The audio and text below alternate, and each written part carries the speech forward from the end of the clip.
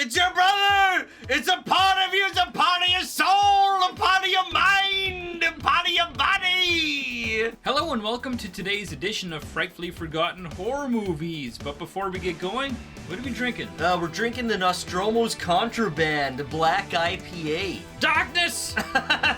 Yeah. Today we're going to be covering 1987's The Kindred.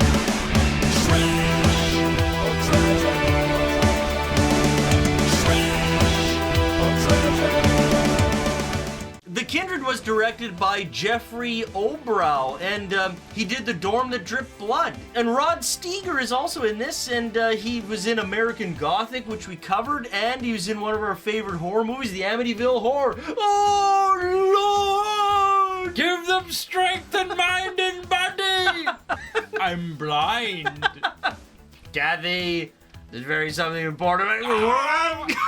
That phone. Kathy. Talia Balsam is in this, and she was in a lot of things, but we're going to mention Crawl Space, because we covered that many years ago. David Allen Brooks is in this, and he's in a few things, but always kind of bit parts. He like a small part in Manhunter, and most importantly, he was in Jack Frost 2. So The Kindred starts out with this car being driven like by this old couple. They're super old and they're trying to navigate the road, and comes up behind them and starts riding their ass, basically.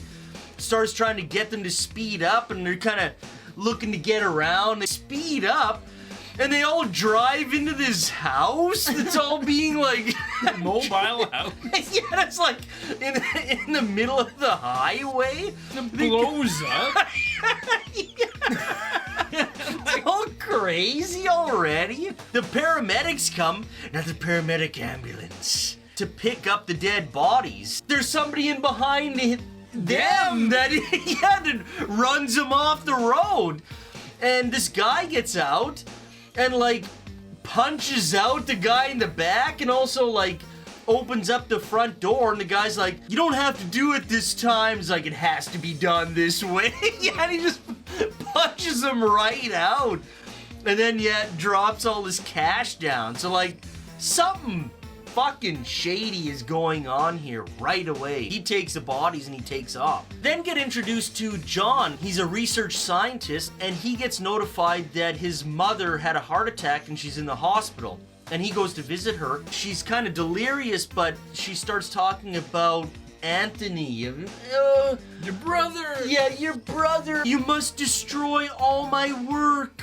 Don't let it continue. My papers, my tapes. He doesn't know what the fuck she's talking about. Anthony? Yeah, it's like, what the fuck? His mother was actually a famous research scientist as well. We then get introduced to Rod Steiger's character, Dr. Lloyd, and he's all got some sick toupee on. It's all obvious. Yeah, horrible toupee. I must say, I finally broke down. Decided to invest some money in a real nice toupee for myself. Oh, you did, eh? Yeah. I'm gonna wear it for the rest of the review, because I've had enough of this bald bullshit. And I'll now debut my expensive toupee. Yeah, look, it looks good.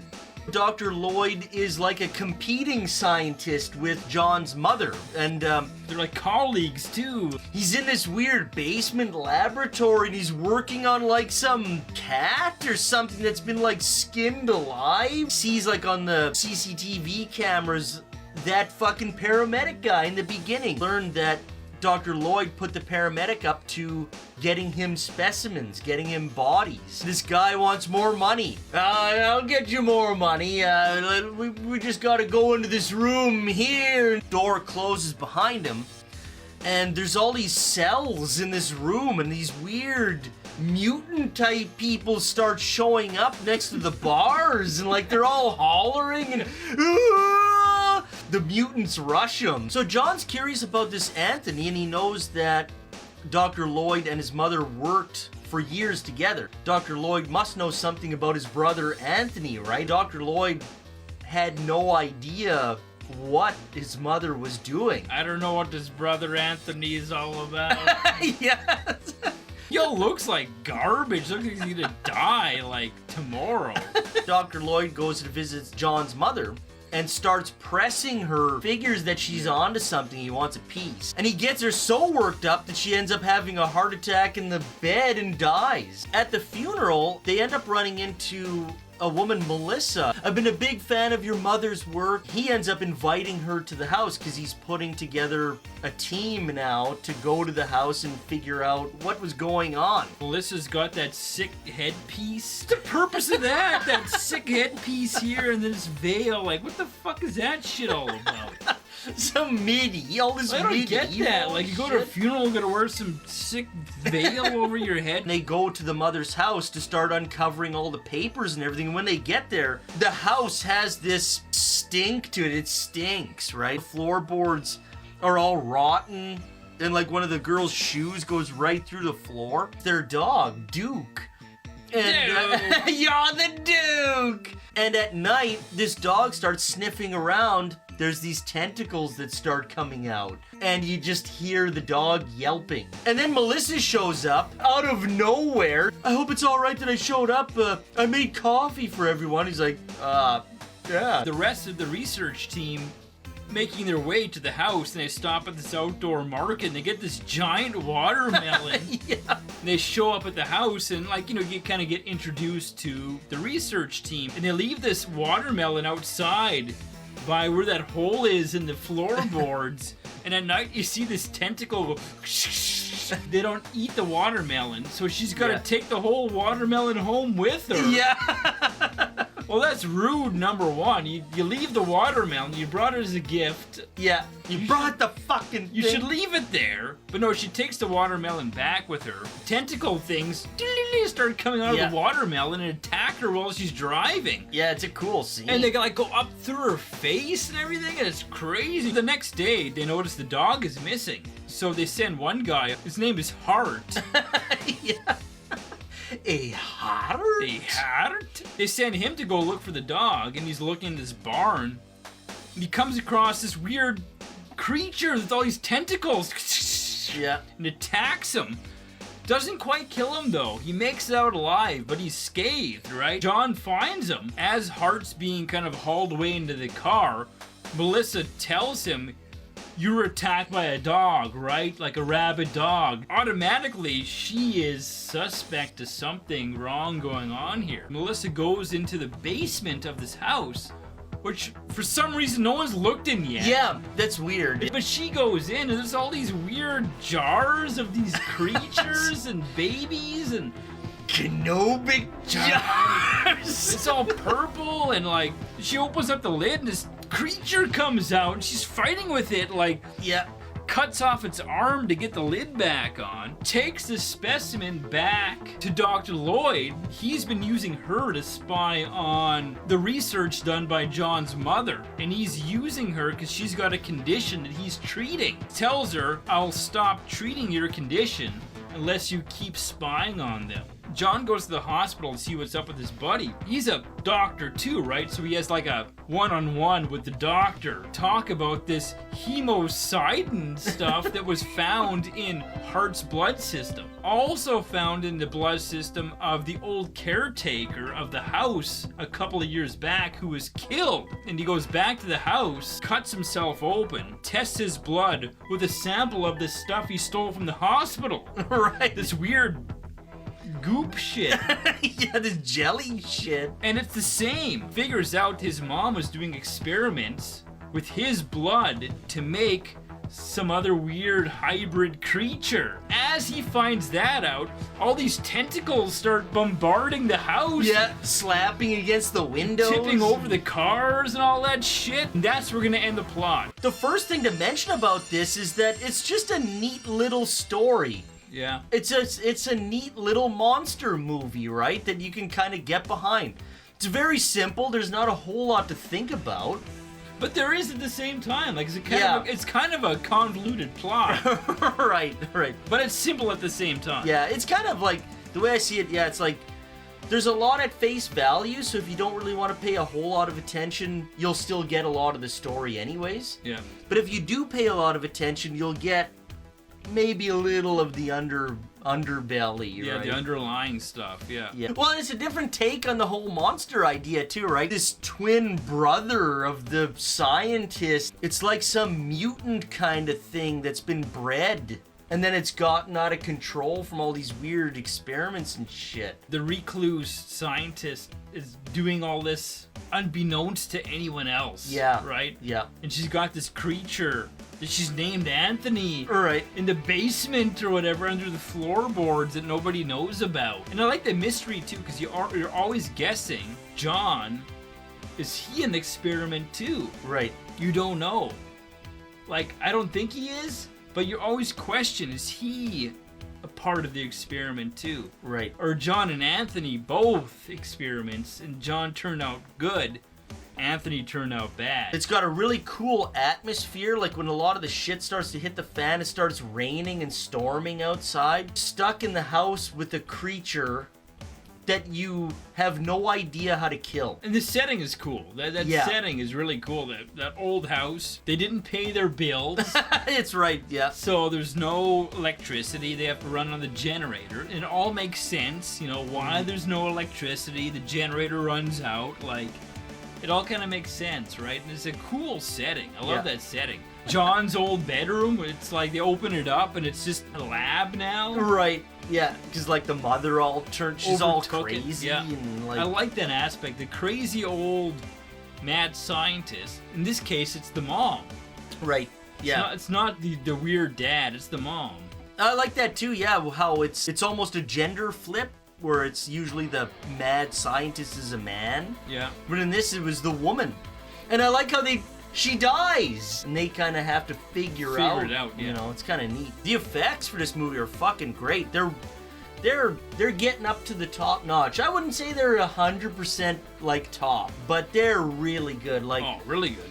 like that attack in the car from the watermelon there, all those tentacles when they're going into that woman's face, like under the skin.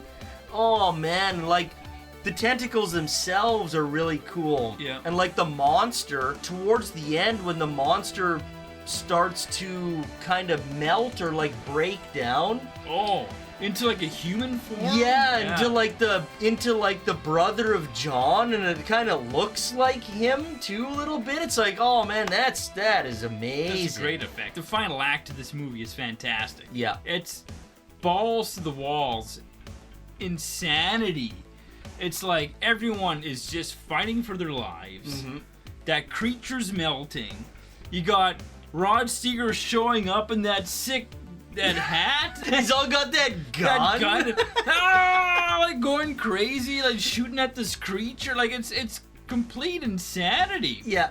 It's so good. The last act of this movie is worth watching just by itself. Yeah, it's really good. If you're not gonna watch the whole movie, watch the final act. Yeah, yeah.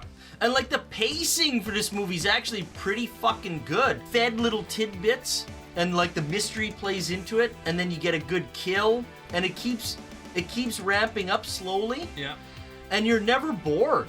Tons of subplots. Yeah, and it's like it's entertaining as hell. And for a movie like this, like a cheesy 80s B movie, the acting is really solid. Yeah.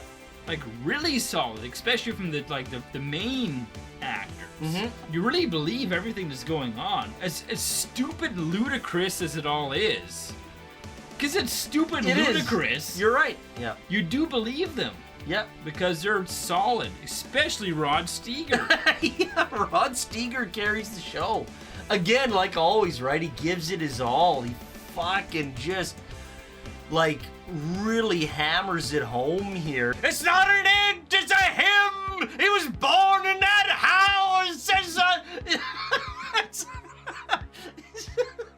He's all quivering. It's like, man, it's your brother! It's a part of you, it's a part of your soul, a part of your mind, a part of your body! It's like...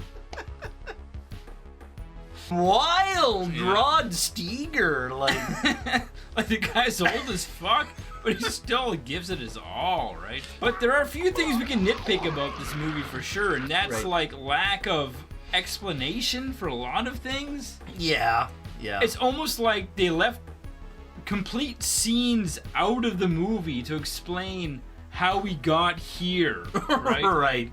I want to know more about Rod Steiger, like his character, and like those mutants he has in the basement. Like, give me more of that. Like, Yeah, it's yeah. almost like it's almost like two movies. Yeah. It's his story, and then her story. They don't quite mesh the way they should, right? Yeah, I know. It makes it. And then Rod Steiger being so good, you want More. Yeah, you want more of that. He's not in this movie enough Yeah. either, really. There's a lot of open-ended things, but I find it doesn't hurt the movie. It's just it makes you kind of want more of it. Yeah. Is sort of, you know. Yeah. It's like there's missing scenes. Yeah. Why did this happen? Right.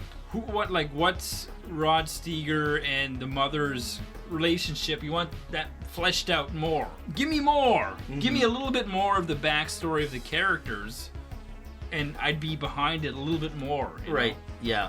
There could almost be like a side movie of Rod Steiger's character with those mutants in the base. Like, I don't give a shit about that. I want to see more of the mutants in the basement. That's what I want. It's almost like a reanimator Yeah, idea or yeah. something, where he's like some fucking weird guy who's trying to reanimate corpses. That's what I and want to see. fuck I want to see around. what the fuck he was doing in that basement. Trash or treasure? It's treasure. I'm gonna say it's treasure too. So there you have it. That's our review of 1987's The Kindred. I think it's pretty good. It's worth a watch. It's a lot of fun. Pretty good payoff.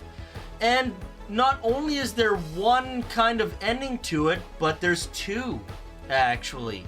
And you're gonna have to watch the movie to find that out. And it's pretty entertaining. I enjoyed it. Yeah, it's entertaining as hell. Yeah. So until next time. Keep drinking.